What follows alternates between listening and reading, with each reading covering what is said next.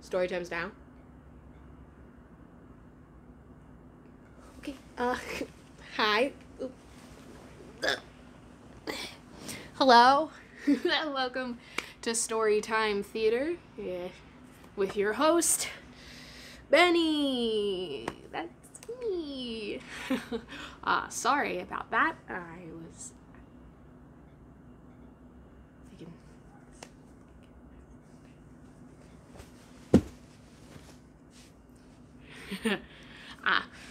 We were just about to get into chapter 3 of Peter Pan. A quick summary of what has happened since we last read together. Peter Pan still hasn't made an appearance in the second chapter. It's taken us a bit to get to him, but it's fine. But we found out that Mr. and Mrs. Darling are going to a party, and they have no babysitter for the kids, so they're sleeping alone in a big, big house. What could possibly go wrong, right? Let's get into chapter 3 of Peter Pan, Come Away. For a moment after Mr. and Mrs. Darling left the house, the night lights by the beds of the 3 children continued to burn clearly. They were awfully nice little night lights, and one cannot help wishing that they could have kept awake to see Peter. But Wendy's light blinked and gave such a yawn that the other 2 yawned also, and before they could close their mouths, all 3 went out. There was another light in the room now, 1,000 times brighter than the night lights, and in the time we have taken to say this, it has been in all the drawers in the nursery, looking for Peter's shadow, rummaged the wardrobe, and turned every pocket inside out. It was not really a light. It made this light by flashing about so quickly, but when it came to rest for a second on you, you saw it was a fairy, no larger than your hand, but still growing. It was a girl called Tinker Bell, exquisitely gowned in skeleton leaf, low cut and square, through which her figure could be seen in the best advantage. She was slightly inclined to embonpoint. A moment after the fairy's entrance, the window was blown open by the breathing of the little stars, and Peter dropped in. He had carried Tinker Bell part of the way, and his hand was still messy with fairy dust. Ah, finally, our main man, Peter Pan, in it to win it. Here he is. Now the story truly begins. There's still not a dragon in it, but still. Tinker Bell, he called softly after making sure the children were asleep. Tink, where are you? She was in a jug for the moment, and liking it extremely. She had never been in a jug before. Oh, do come out of that jug and tell me, do you know where they put my shadow? The loveliest tinkle of the golden bells answered him. It is the fairy language. You ordinary children can never hear it, but if you were to hear it, you would know that you had heard it once before. Tink said that the shadow was in a big box. She meant the chest of drawers. And Peter jumped at the drawers, scattering their contents to the floor with both hands, as kings tossed halfpence to the crowd. In a moment he recovered his shadow, and in his delight he forgot that he had shut Tinker Bell in the drawer. If he thought at all, and I don't believe he ever thought, it was that he and his shadow, when brought nearer to each other, would join like drops of water. And when they did not, he was appalled. He tried to stick it with soap from the bathroom, but that also failed. A shudder passed through Peter, and he sat on the floor and cried. I would cry too. Yeah, I would cry. Are you kidding me? Your shadow is gone, and it won't reattach? I mean, yeah, I guess he could have tried glue. We're getting back to the story. His sobs woke Wendy, and she sat up in bed. She was not alarmed to see the stranger carrying on in the nursery. She was only pleasantly interested. Girl, a stranger is in your house. Don't be pleasantly interested. Call 911. It's a miracle that this girl survives. Boy, she said curiously, why are you crying? Peter could be exceedingly polite also. Having learned the grand manner at fairy ceremonies, he rose and bowed to her beautifully. She was much pleased and bowed beautifully to him from the bed. What's your name? He asked. Wendy Moira Angela Darling, she replied with some satisfaction. What is your name? Peter Pan. I don't know that one. No one asked you, computer. Now shush, I'm reading. We really should turn that thing off. She was already sure that this must be Peter, but it did seem comparatively a rather short name. Is that all? Yes, he said rather sharply. He felt for the first time that it was a shortish name. I'm so sorry, said Wendy Moira Angela. It doesn't matter, gulped Peter. She asked where he lived. Second to the right, said Peter, and straight on till morning. What a funny address. Peter had a sinking. For the first time, he felt that perhaps it was a funny address.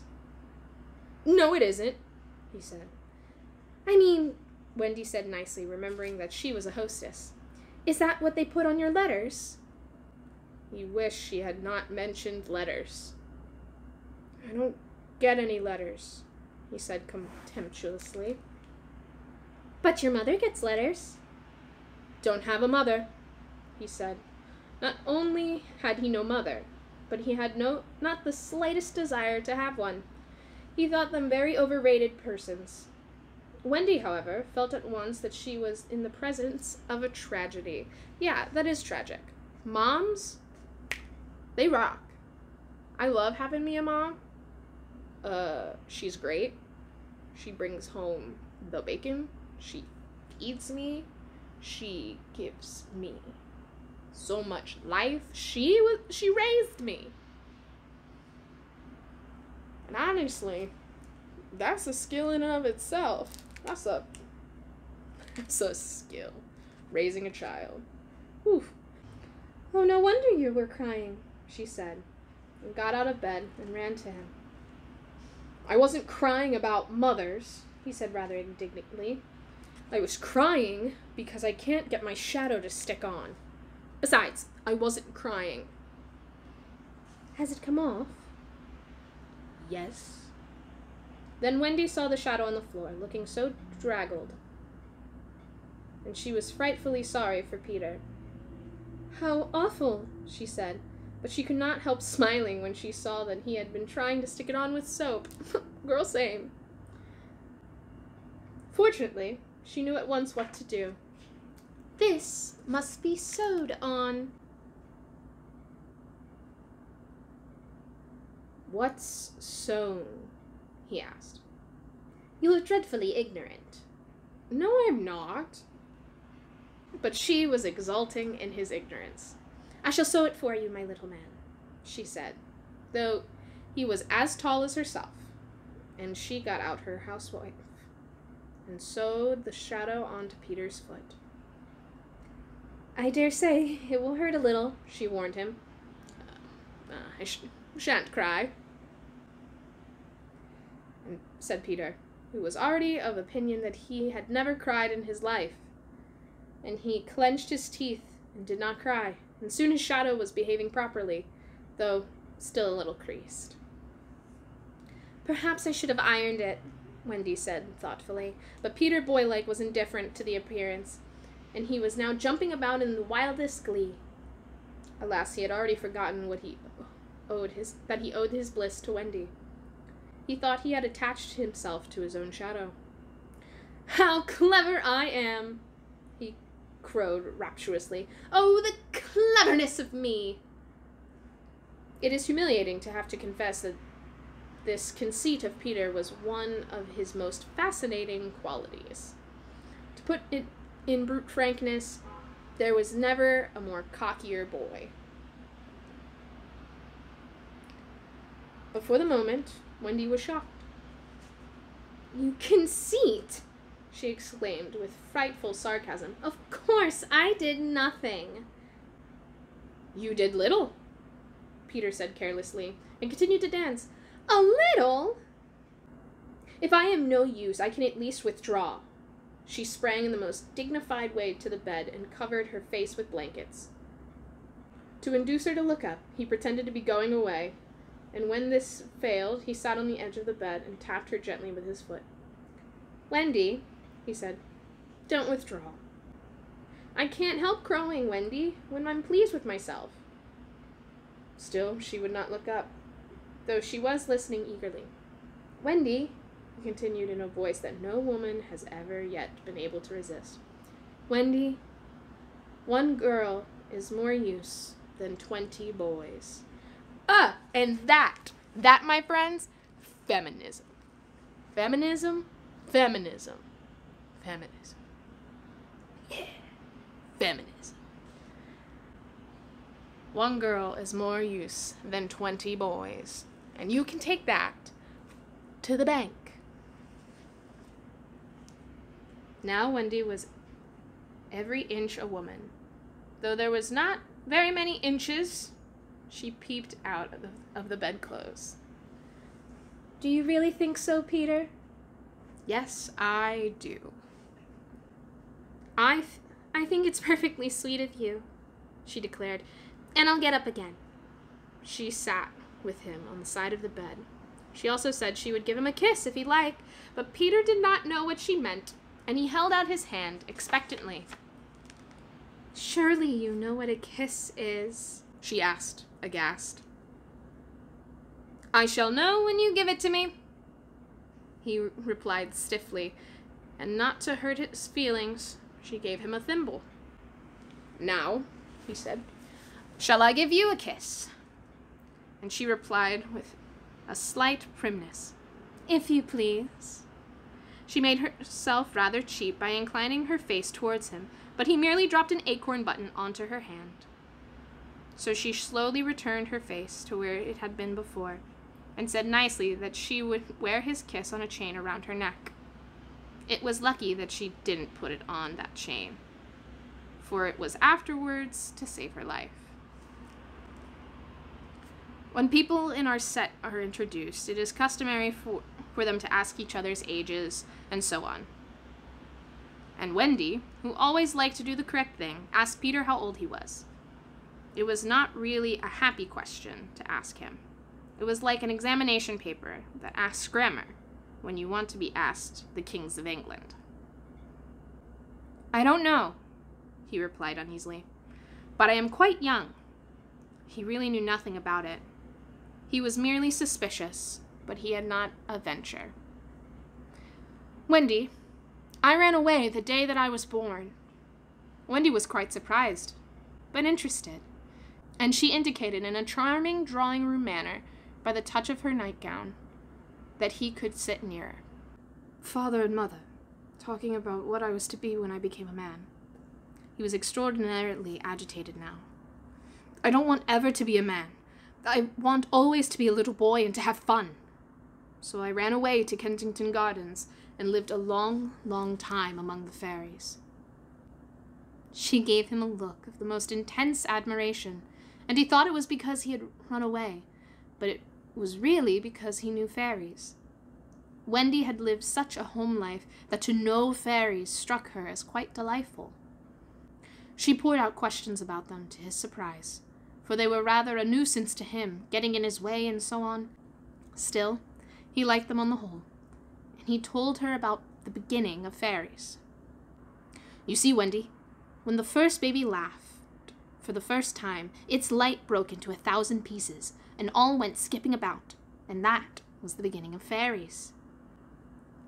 Tedious talk, this, but being a stay-at-home, she liked it. And so, he went on good-naturedly, there ought to be one fairy for every boy and girl. Ought to be? Isn't there? No. You see, children know such a lot now. They soon don't believe in fairies. And every time a child says, "I don't believe in fairies," there's a fairy somewhere that falls down dead. Ooh. Could you imagine? Like, if someone was like, "I don't believe in dragons," and then I was just sitting here reading and just went, "Ah." Do you believe in fairies? Let me know. Comments below.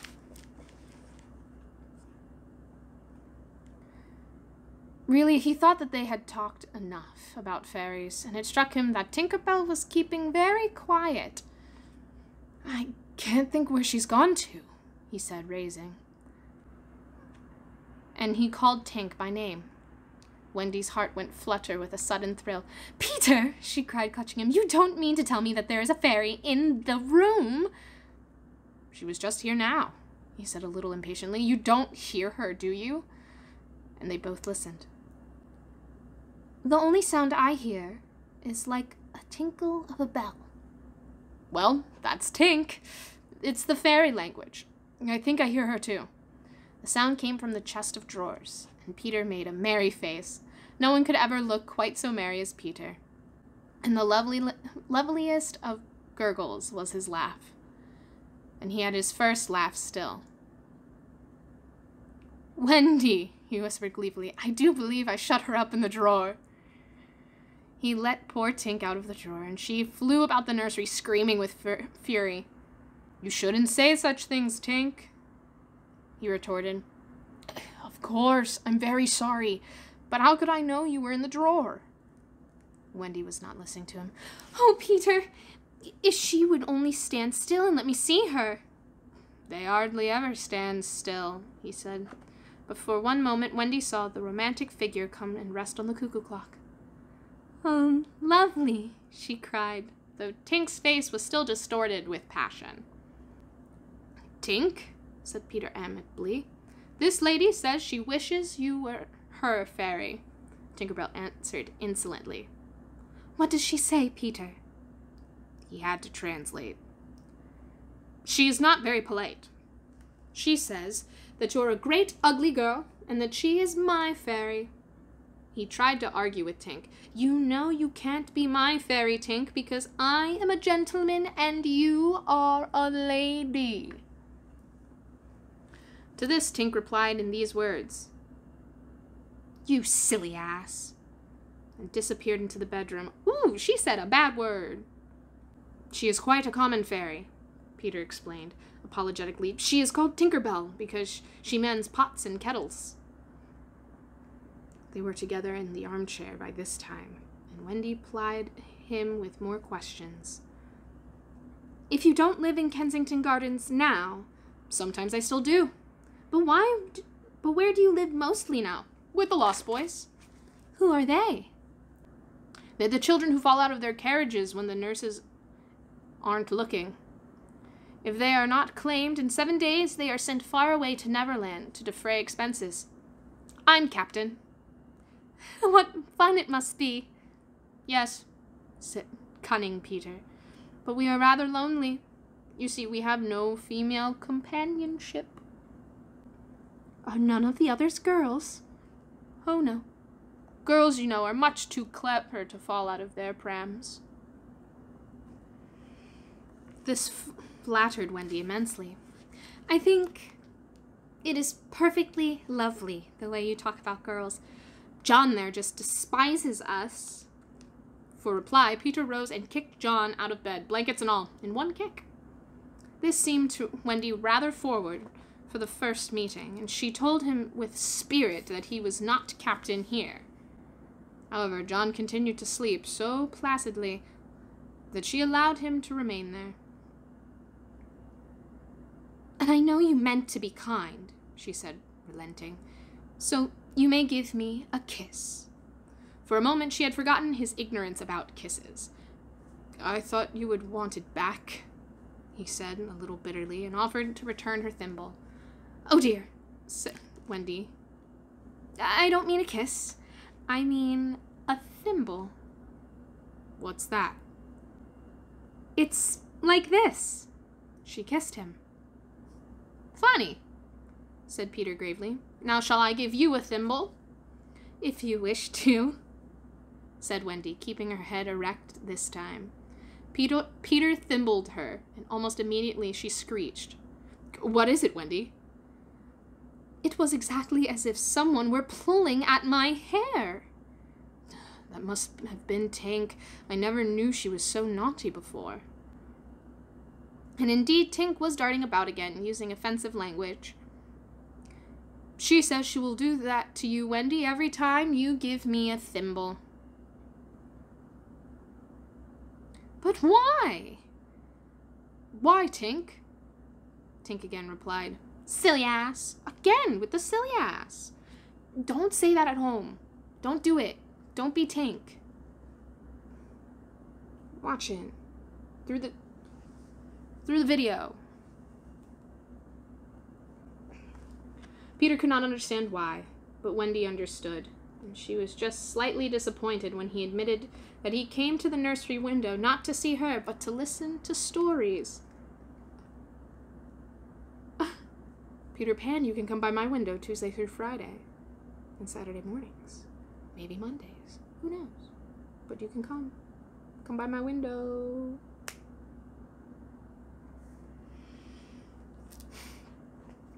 "You see, I don't know any stories. None of the Lost Boys know any stories." "How perfectly awful," Wendy said. "Do you know why swallows build in the eaves of houses?" "It's to listen to stories." "Oh, Wendy, your mother was telling you such a lovely story." "Which story was it?"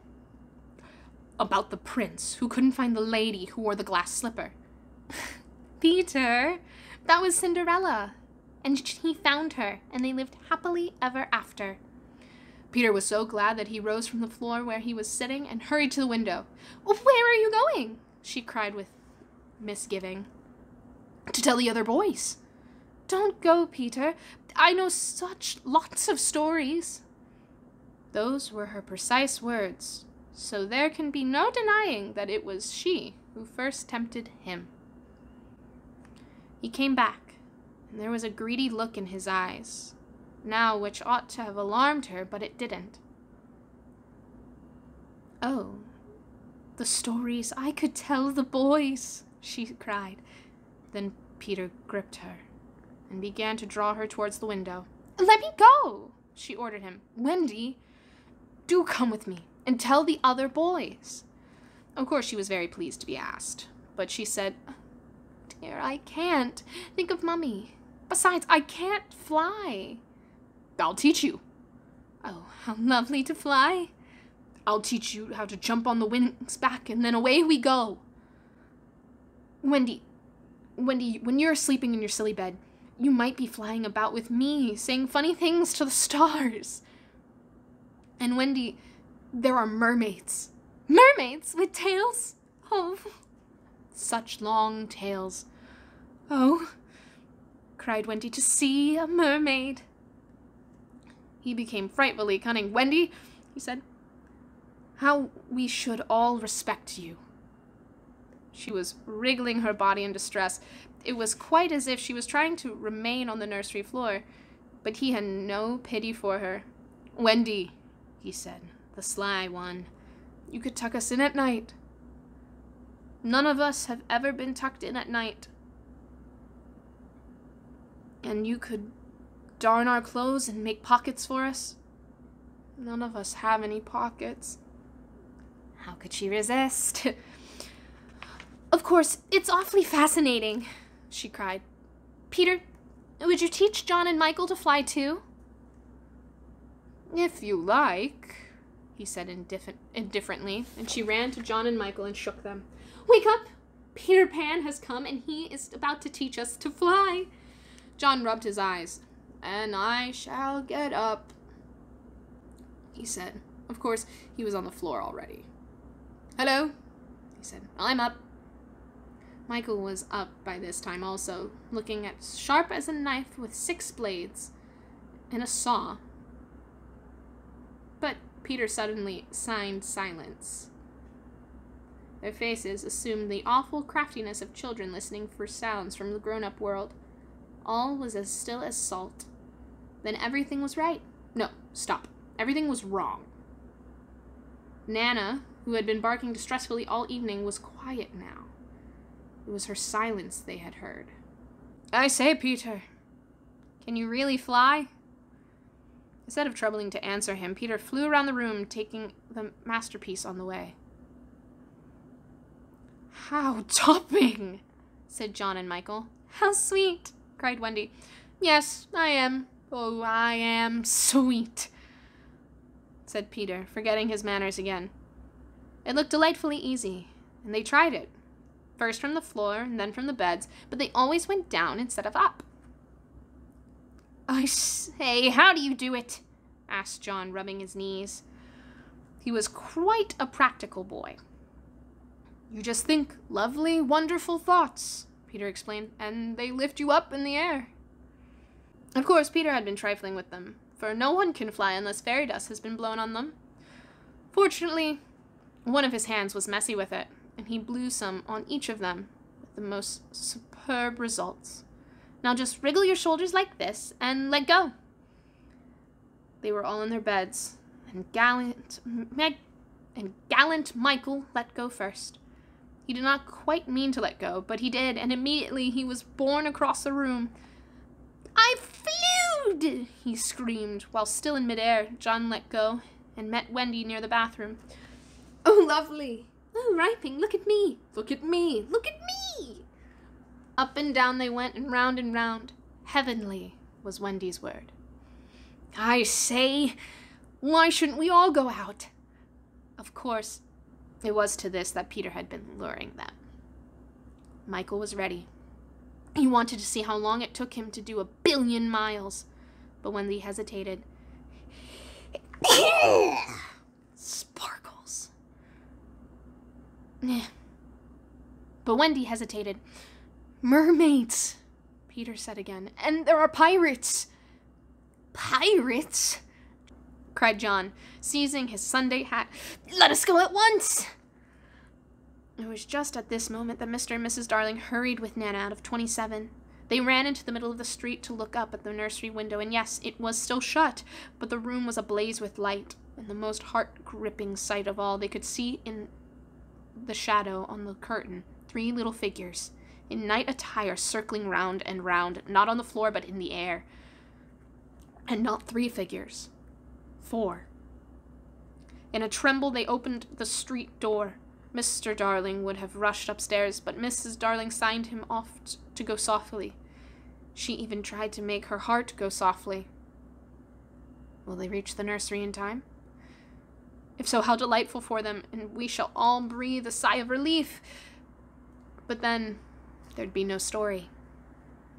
On the other hand, if they're not in time, I solemnly promise that it will all come right in the end. They would have reached the nursery in time, had it not been that the little stars were watching them. Once again, the stars blew the window open, and the smallest star called out, "Cave, Peter!" Peter knew that there was not a moment to lose. "Come!" he cried, and soared out the window once again into the night, followed by John, Michael, and then Wendy. Mr. and Mrs. Darling and Nana rushed in the nursery too late. The birds were flown. And that, my friends, is the end of Chapter 3, Come, Come Away. Got something in my nose, I'm gonna sneeze again, so I gotta do this outro fast. We'll catch you next time for another Storytime Theatre, where we read Chapter 4 of Peter Pan, entitled The Flight. There's more flying to do here, folks, so see you next time. Bye.